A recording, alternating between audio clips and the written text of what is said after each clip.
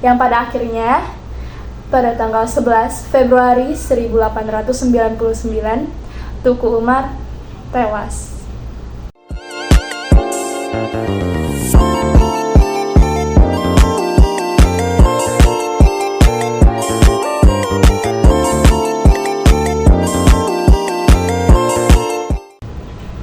Assalamualaikum warahmatullahi wabarakatuh. Hai teman-teman semuanya, aku Gaisa Nurakila dari kelas 11 2 SMA Negeri 3 Rangkas Bitung. Nah, kali ini dalam mata pelajaran sejarah yang dibimbing oleh Dr. Andes Dedi Sambas MPD, kali ini aku bakal ngejelasin nih salah satu tokoh pahlawan nasional Indonesia yang jasanya sangat penting dalam memperjuangkan kemerdekaan Indonesia. Aku kebetulan dapat salah satu tokoh dari Aceh. Siapa itu? Tebak, lumayan banyak ya pahlawan-pahlawan dari Aceh. Kebetulan aku dapat salah satu pahlawan yakni Tuku Umar. Tentang siapa itu Tuku Umar, biografi Tuku Umar, latar belakang Tuku Umar, serta perjuangan Tuku Umar dalam memperjuangkan kemerdekaan di Aceh, di Perang Aceh, itu akan kita jelaskan di sesi berikutnya. Kalau penasaran, terus tonton sampai akhir.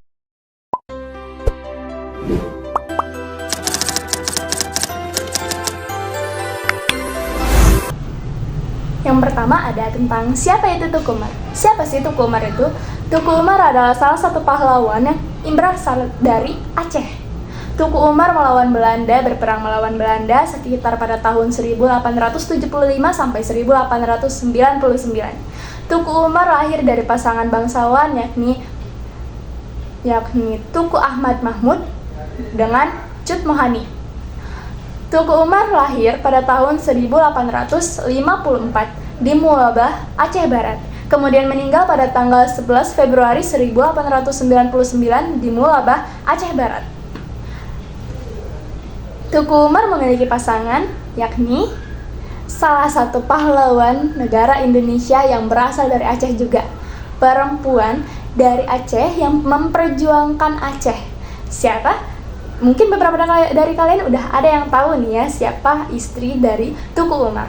Ya benar, istri dari Tuku Umar yakni Cut Nyadien.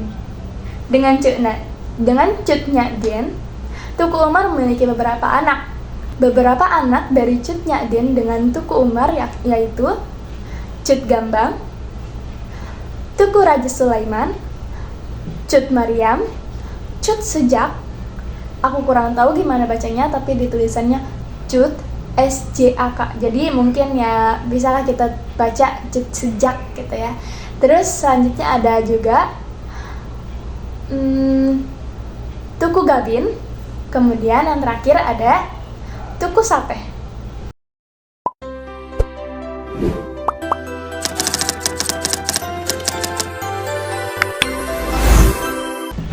Sesi berikutnya ada tentang perjuangan Tuku Umar.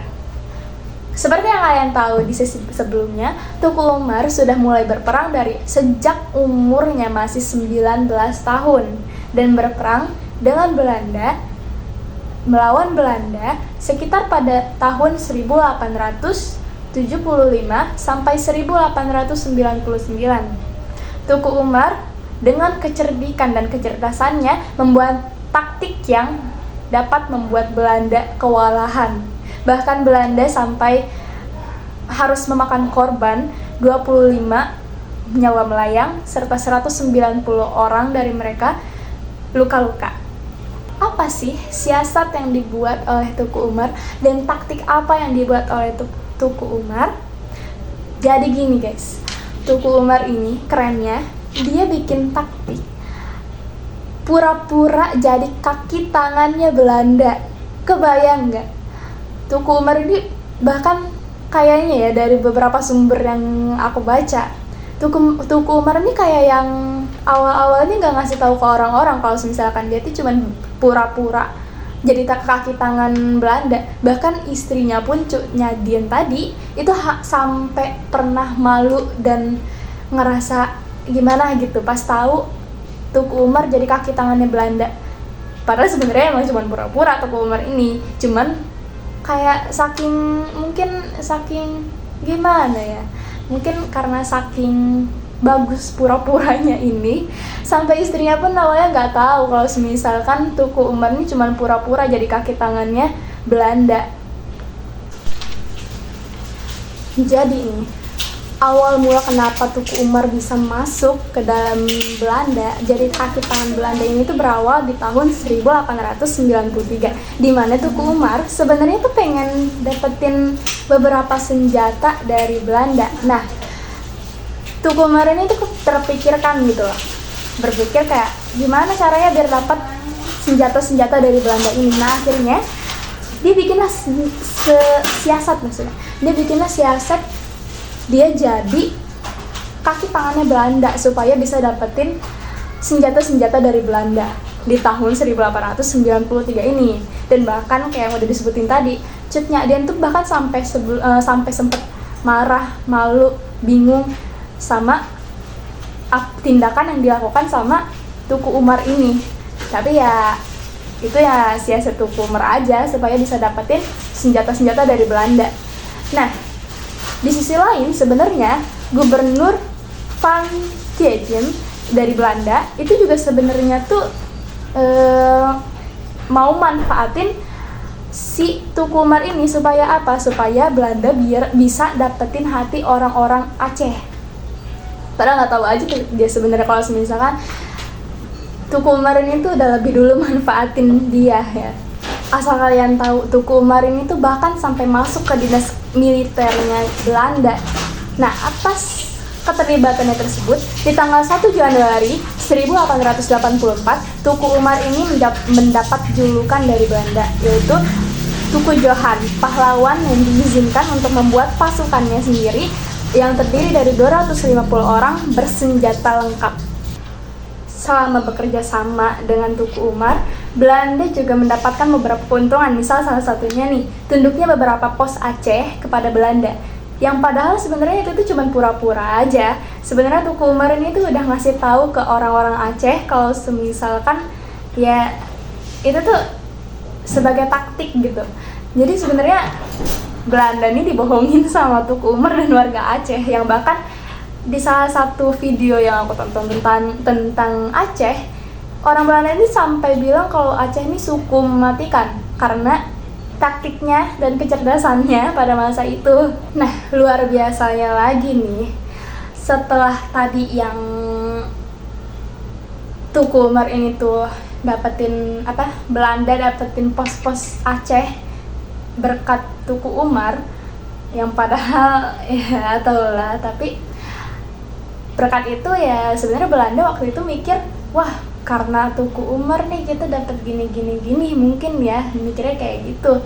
Nah, Tuku Umar nih bilanglah minta atas kompensasi pencapaian yang tadi itu, Tuku Umar ini minta 17 orang panglima dan 120 prajurit termasuk panglaut sebagai kaki tangannya. Dan itu disetujui oleh gubernur Belanda yang di Aceh pada saat itu. Terus udah gitu, ya akhirnya Tuku Umar ini tuh berhasil dapetinnya keuntungan dong kalau kayak gitu. Tuku Umar ini tuh bisa belajar taktik atau siasat Belanda dalam berperang, tapi di sisi lain juga dia bisa masukin tentaranya satu-satu, mengganti orang-orang itu, kaki tangannya itu perlahan-lahan menggantinya dengan rakyat Aceh, para pejuang Aceh. Nah, pas udah pada dapat nih keuntungan dari Belanda, udah meraup keuntungan dari Belanda, Tuku Umar di tanggal 30 Maret 1896 ini menyatakan bahwa dirinya mengundurkan diri dari pasukan atau dinas militer Belanda. Terus pas begitu udah berbalik di pihak Aceh, Tuku Umar ini tuh ternyata nggak cuma membawa tangan kosong atau cuma sekedar bawa siasat-siasat dari Belanda doang, tapi Tuku Umar ini bawa 800 pucuk senjata, 25.000 butir peluru, dan 18.000 dolar beserta senjata-senjata lainnya dari Belanda. Nah, ternyata perjuangan dari Tuku Umar ini tuh didukung oleh Panglima Pol Muhammad Daud, yang akhirnya Panglima Pol Muhammad Daud ini bersama 400 orang pasukannya membantu Tuku Umar melawan serangan dari Belanda. Ya jelas-jelas dong Tuku Umar dan pasukan-pasukannya ini tuh menang. Karena apa? Karena dia udah tahu siasat dari Belanda kayak gimana. Akhirnya pos-pos Belanda waktu itu dilawan sama mereka. Mereka berhasil ngalahin beberapa pos-pos Belanda yang bahkan kerugian dari Belanda ini tuh lumayan gitu loh. 25 tewas dan 190 orang luka-luka dari pihak Belanda.